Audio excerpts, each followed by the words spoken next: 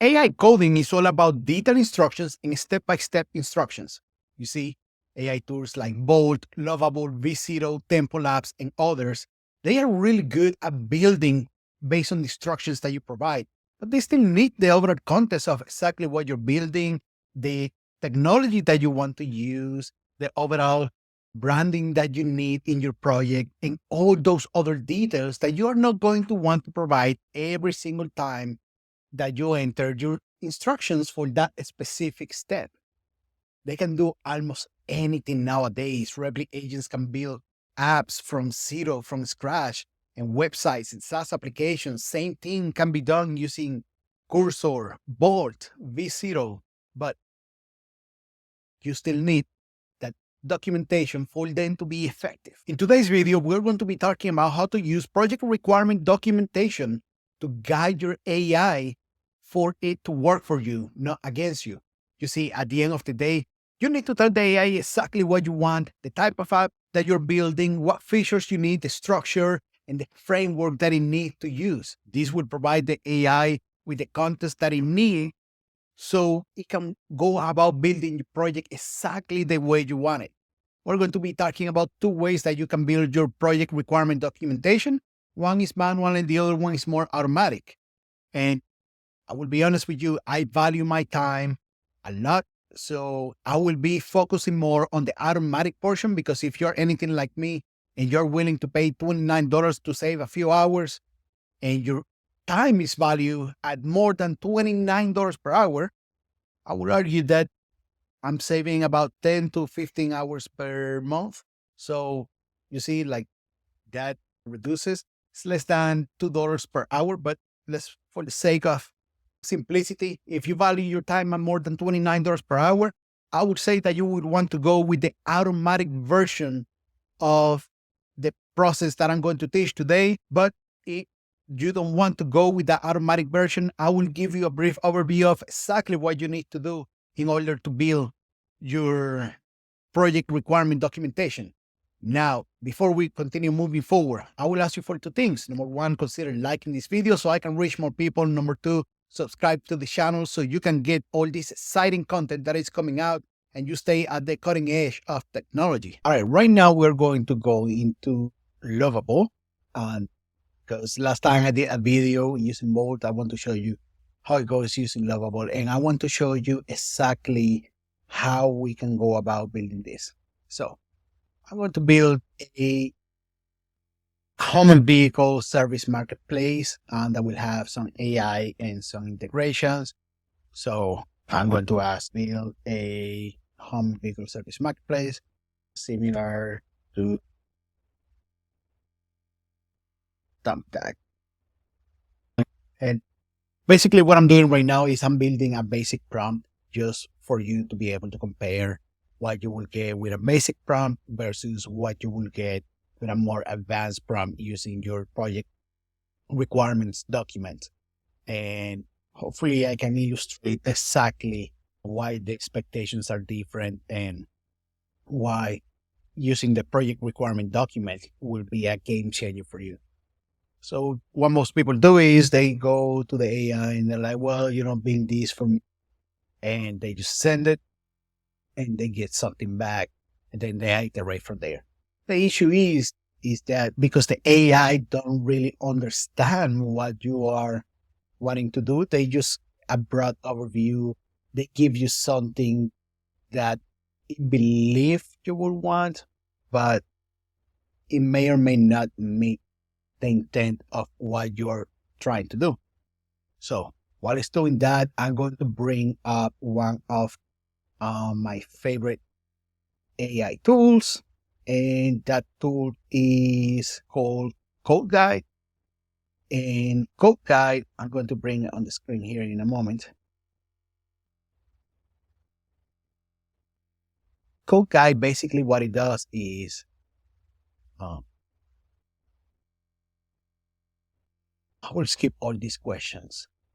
I will restart the process here in a moment for you to see, but basically what it does is it builds the project requirements document for you.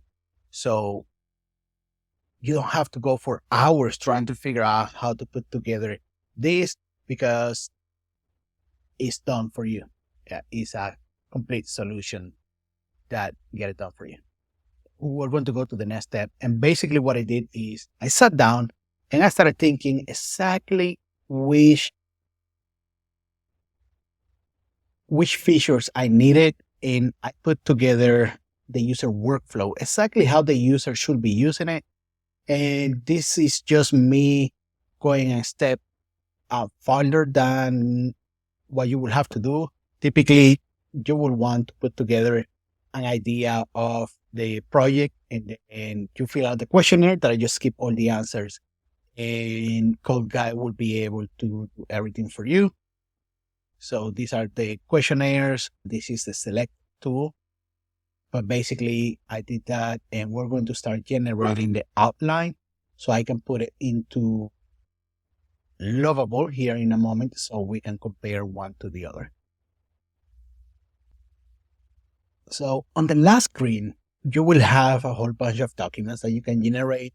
In this case, because we're using Lovable and because this is just a demo, I'm only going to generate the project requirements document and I'm going to download it so I can later on upload it into Lovable and we can build from there. So let's give it a moment. It's downloading. It had downloaded. Let's go back to Lovable and let's upload it so we can see exactly how it goes. We're back in Lovable and what we're going to do is we are going to attach this product. Actually, we can attach it.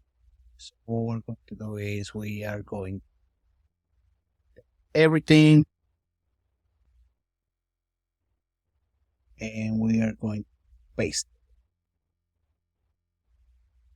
All right, so I had to copy it and paste it in here. Now we're going to send our document. That was copied and pasted. And we are going to wait a moment. Let's unlock this so we can take a look. We're going to open this in a second tab.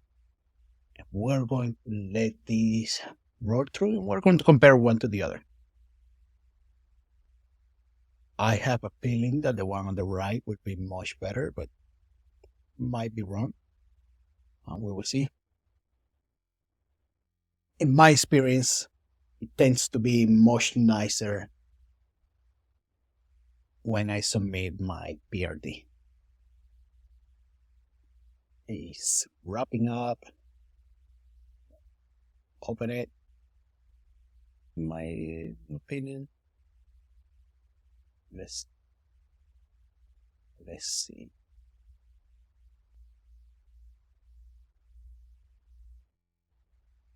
I might still be doing it. Okay, it's not opening. That's a Lovable problem and definitely not it. But let's take a look. I would say the one on the right is much more polished than the one on the left. It meets my intent much more. So let's see. Build the actually for we well I can both build the by dash.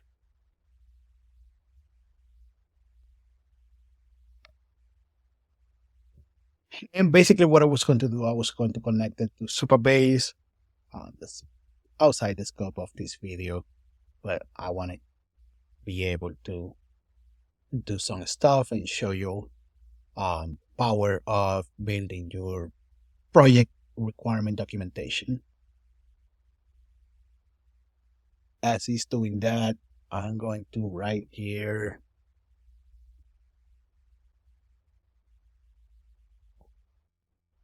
the workflow for submitting a request by the user.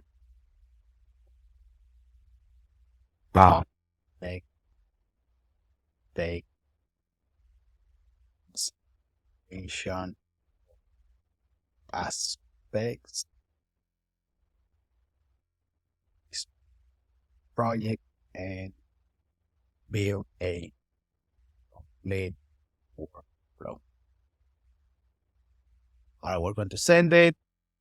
We're going to take this, add it there. We're going to switch pages and let's take a look. So that's the dashboard, not too bad here on the left. I'm going to open them to try to open this one.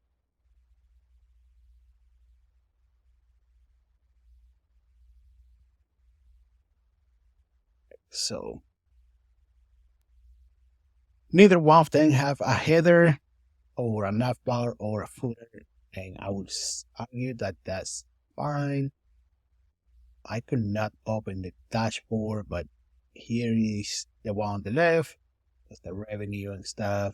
The one on the right, well, font.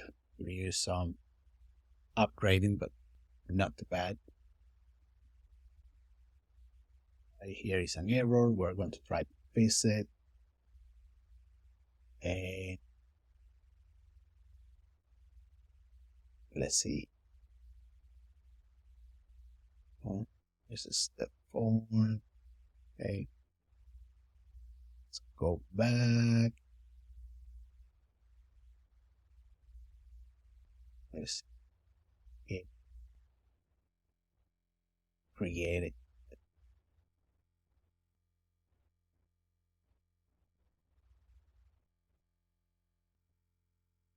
All right, so here is the form. I added it there. The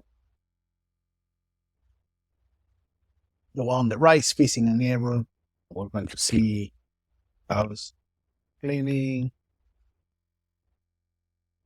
and the address, house soon, budget, $1,000.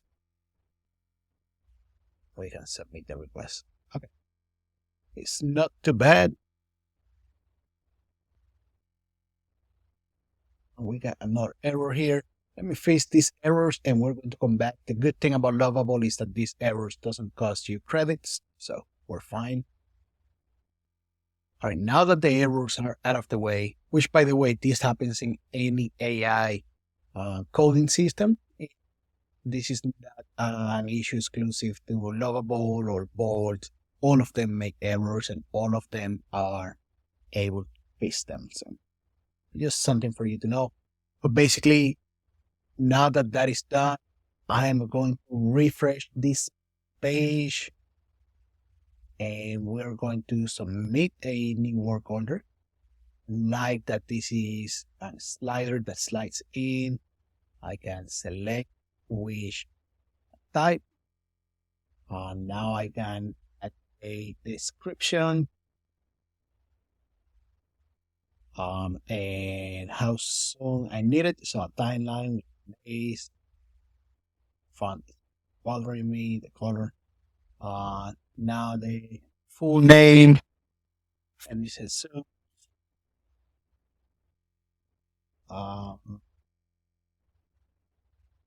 Email address,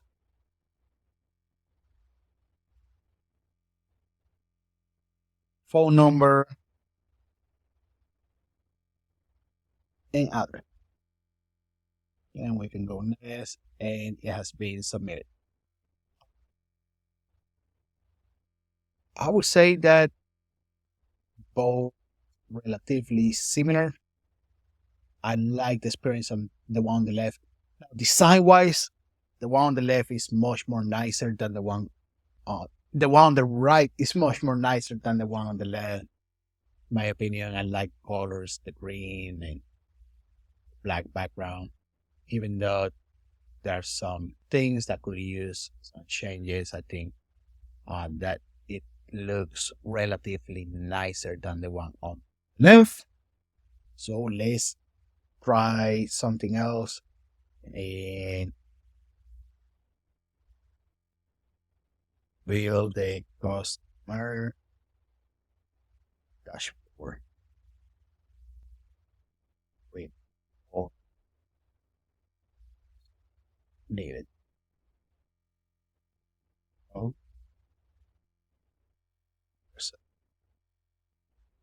nav bar. Oh,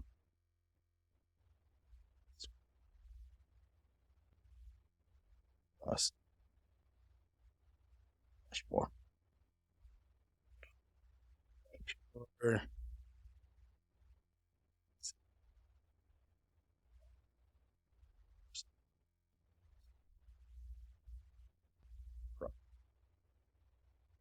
All right, we're going to copy this, send it, let it work. Got to go back here. Lovable. We're going to send it. We're going to let both them try. And just for your awareness, I'm on free accounts on both of them. So you can use your project on description in basically any AI coding system, regardless of whether they're paid or free. I could add some more sections to this one on the right. I would say that this is perhaps kind of nice to have down here. Not needed, but okay. This looks more like a hero section. All right, now that we're done with the dashboards, let's take a look. Let's look at the one on the left. It look pretty standard for this kind of project in which the customer will have a way to see the active requests, which are down here, and the messages and the notifications. Pretty standard. Let's see how we did with the PRD. Oh, this is much nicer. Let's actually open it up on the bigger one. And as you can see, it goes more in line with what we're trying to do, following the same color patterns and having more corners. And we got charts. We got 5 requests pending, 3 in progress, 8 completed. We got some active requests here and some analytics in regards to response time and category distribution. I think this is a much more complete. You see, the way I look at it is when you're using your product requirement documentation, it's kind of like a chart. So it's done like this, but if this hand is the project that you're building with the product requirement documentation, it start going up exponentially versus the one that doesn't use it, that just stay kind of like flat and going up a little bit. And based on experience, from now on, as we're building more and more, it's going to take more and more into consideration not only what I have built already and patterns of what I have built, but also exactly what we had requested with the amount of details that we provide. Now, I mentioned that there are 2 ways that you can go about it. Number one, you can use it using a software that is specialized and was designed exactly for this use case. And that software is CodeGuide. I have recorded plenty of videos about how to use CodeGuide, and I will go through the step by step just to show you exactly how to do it. But before we do that, I want to show you a different way that you can go about it. And that way is the exciting part of this, which is building it by yourself, writing it down, word by word, spending 5-6 hours sitting there trying to figure out exactly what to write. And you go back and forth with ChatGPT, and ChatGPT is answering questions, but it's not hitting on the point because ChatGPT is more of a general tool and it's not giving you the results that you want. I have spent many times using Notion and writing it myself because this is an important part of your project. So you want to get it right, whether that is using a product that was designed for that specifically, or if you're using your own fingers to type it, it's up to you. But this is the breakdown of what I typically do.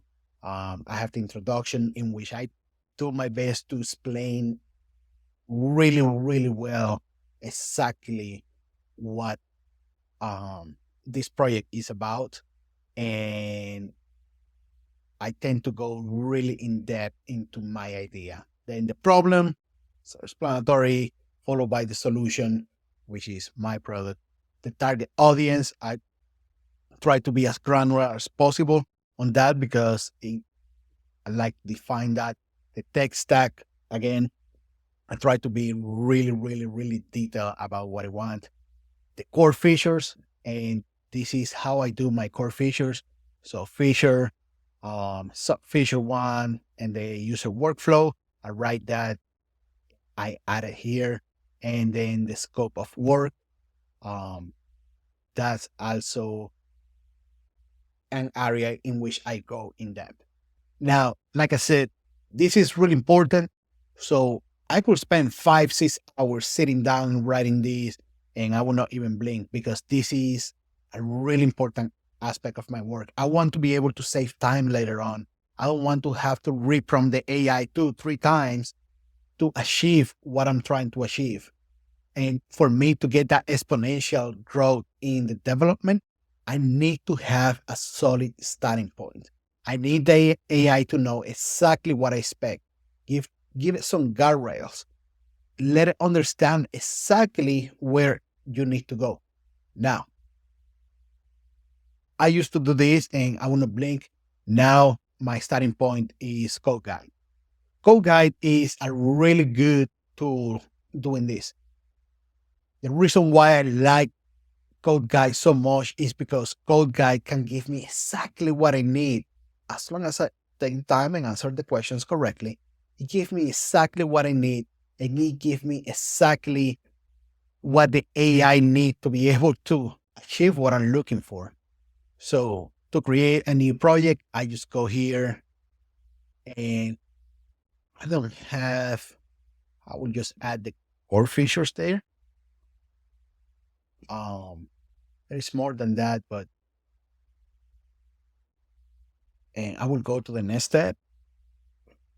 And I'm not going to get the best results with this because I'm not adding exactly what I need, but it will come up with some questions.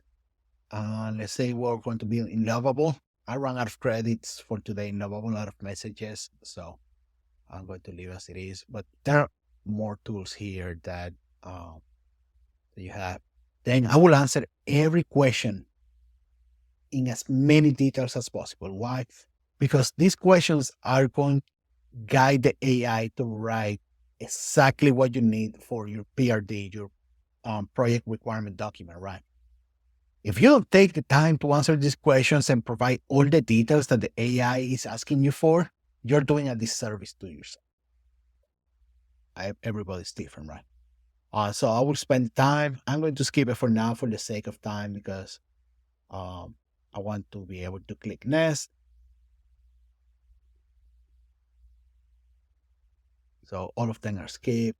We're going to go to the next page.